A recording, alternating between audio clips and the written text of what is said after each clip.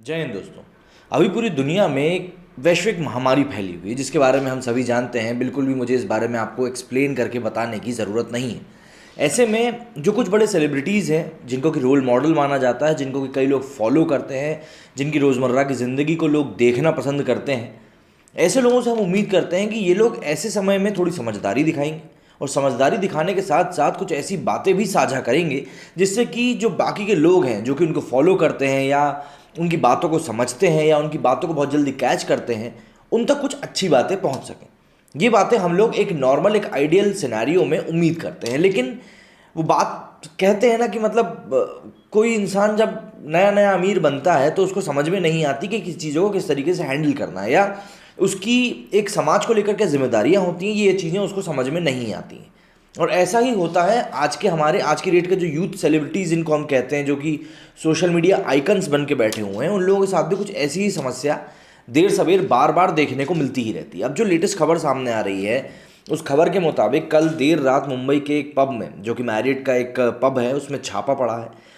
उस छापे में कई सारे बड़े लोग शामिल थे। मतलब जो वहाँ पे पार्टी चल रही थी रात में, उस पार्टी में कई सारे बड़े नाम शामिल थे, जिसमें से कि 3 मुख्य नाम जो सामने निकल के आए हैं, 4 बल्कि। एक तो सुरेश रैना है, दूसरे बादशाह हैं, सुजैन खान है, गुरु रंधावा। ये नाम कुछ ऐसे हैं जो कि आज के यूथ के बहुत ज़्यादा करीब हैं। लोग इन लोगों को काफ़ी अच्छे तरीके से जानते हैं और समझते भी हैं। इनकी बातों को लोग मानते हैं, फॉलो करते हैं। और ऐसे में ऐसे लोगों का इस तरीके से सामने आना बताता है कि यार कहीं ना कहीं ये सोशली इररिस्पॉन्सिबल हैं और इनकी जो इमेज है ये उसको बिल्कुल भी सीरियसली नहीं लेते हैं, या फिर अपना काम बनता भाड़ में जाए जनता वाला काम करते हैं। इंडिया टुडे का ये आर्टिकल है, करीब 1 घंटे पहले ये खबर अभी निकल के सामने आई है। इसमें लिखा है कि Suresh Raina, Sussanne Khan arrested in raid at Mumbai club for violating COVID norms. ये इंडिया टुडे के ऊपर एक खबर प्रकाशित हुई, उसमें सीधा सीधा लिखा है कि सुरेश रैना और सुजैन खान को अरेस्ट किया गया है।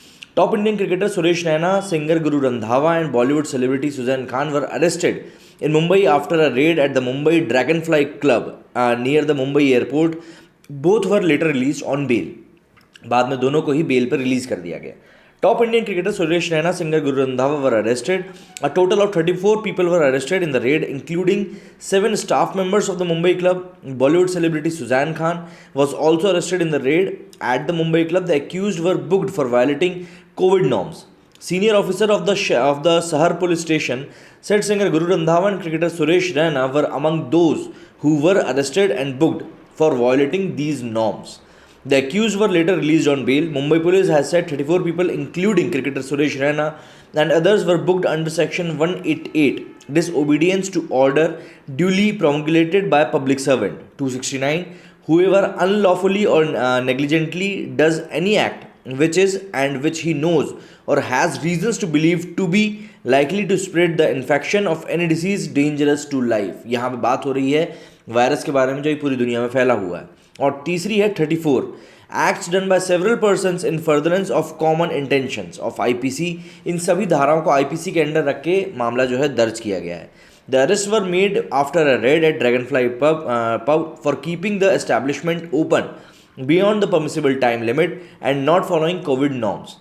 आपको बता दूं कि अभी जिस तरीके का पूरा समय चल रहा है, इसमें नई नई गाइडलाइंस जारी की जा रही हैं। और सुनने में आ रहा था कि पिछले कुछ समय में मुंबई महाराष्ट्र में लगातार जो नाइट क्लब की जो लाइफ होती है, वहाँ पर नाइट लाइफ जो है वो धीरे धीरे पटरी पे लौटना शुरू हो रही थी। लेकिन महाराष्ट्र सरकार ने साफ तौर पे कहा था कि रात को 11 बजे के बाद किसी भी तरह के ऐसे ऑपरेशंस को अंजाम नहीं दिया जाएगा, मतलब नाइट क्लब को ओपन नहीं रखा जाएगा। ऐसे में ये लोग जो छापा मारने पहुंचे थे, कहा जा रहा है कि एक नाइट क्लब की एक्टिविटी को देखते हुए छापा मारने पहुंचे थे। वहाँ पे इन लोगों को अंदाज़ा नहीं था कि वहाँ पे इस तरह की नामी शख्सियत इनको मिल जाएंगी, लेकिन हुआ वही।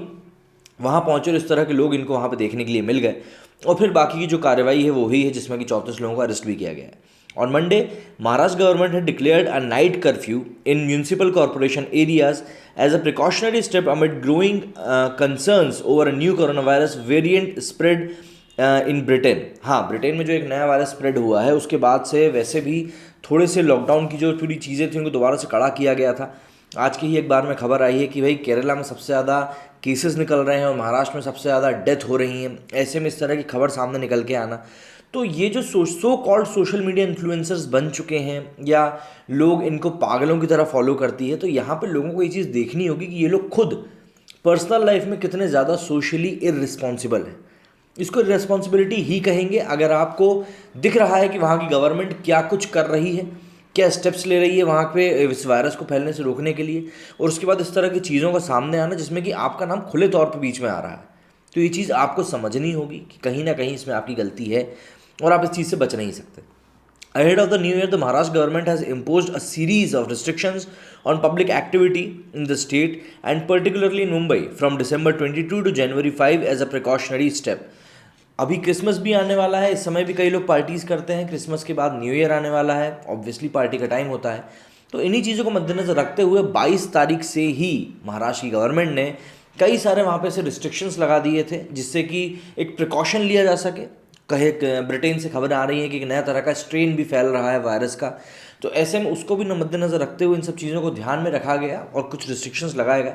लेकिन बात वही कहने को सामने आ रही है ना कि जब पब्लिक फिगर ही इन चीज़ों को नहीं मानेंगे तो फिर आप पब्लिक से क्या उम्मीद कर सकते हैं, क्योंकि पब्लिक आप माने या ना माने भारत की जो जनता है वो कहीं ना कहीं किसी हद तक इन्हीं लोगों को अंधे तरीके से फॉलो करती है, जो कि पिछले कुछ समय में हमने देखा भी है कि इस तरीके से लोग मतलब सही को सही और गलत को गलत ठहराने में भी डरते हैं क्योंकि उनका आइडल उस चीज़ में इन्वॉल्व होता है। मतलब अगर कोई चीज़ गलत है तो भी वो गलत नहीं दिखती, चाहे वो आप फ्रांस की बात में लोगों का सपोर्ट देख लीजिए। तो इस तरीके से कई सारी चीज़ें आई, लेकिन इन चीज़ों को लेकर जो लोगों का मत है वो हमेशा डिवाइडेड रहता है। और ऐसे में जब इस तरह की बातें सामने आती हैं तो इन बातों को लेकर रिएक्शन जो लोगों का सामने आता है वो बहुत ज़्यादा ज़रूरी होता है। मैं कोशिश करूंगा ट्विटर से आप लोगों के लिए ऐसे रिएक्शंस लेके सामने आऊं जो कि लोग व्यक्त करेंगे इस चीज़ को लेकर, क्योंकि ये कोई छोटी बड़ी बात नहीं है, छोटी मोटी बात नहीं है। ये एक ऐसा अपने में आपका एक ऐसा केस है जो कि लोगों को बताएगा कि भाई आप लोग अंधों की तरह लोगों को फॉलो मत कीजिए। और सबसे बड़ी बात ये बात है हम सभी के लिए सीखने वाली कि अभी जो समय है भाई, अब जैसे धीरे धीरे हमने देखा कि भाई मार्च अप्रैल के टाइम में लोगों में बहुत ज़्यादा डर था वायरस को लेकर, फिर धीरे धीरे कम होना शुरू हुआ और आज की डेट में तो ऐसा है कि बस किसी को कोई फ़र्क ही नहीं पड़ता। लेकिन समझने वाली बात ये होगी कि अगर आप डरना बंद कर देंगे तो उससे ये नहीं होगा कि वायरस फैलना रुक जाएगा।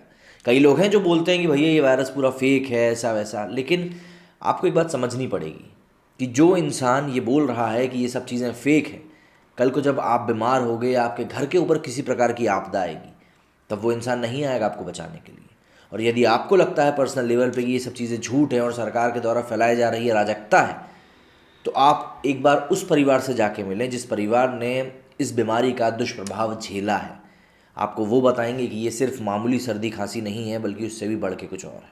तो ऐसे में हर इंसान को अपने विवेक से काम लेना होगा और चीज़ों को समझना होगा कि क्या जो चीज़ें वो देख रहा है, सुन रहा है, समझ रहा है, और जो उसको कई लोग बताने की कोशिश कर रहे हैं कि ये चीज़ें ऐसी हैं नहीं जैसी दिखाई जा रही हैं, उसमें कितनी सच्चाई है, उसकी पात्रता क्या है, ये सब चीज़ें आपको जांचनी होंगी। इसके बाद ही आप किसी की बातों पे यकीन करें। लेकिन तब तक अपनों को, अपने घर वालों को पूरी रिस्पॉन्सिबिलिटी के साथ सुरक्षित रखना कहीं ना कहीं आपकी भी जिम्मेदारी है।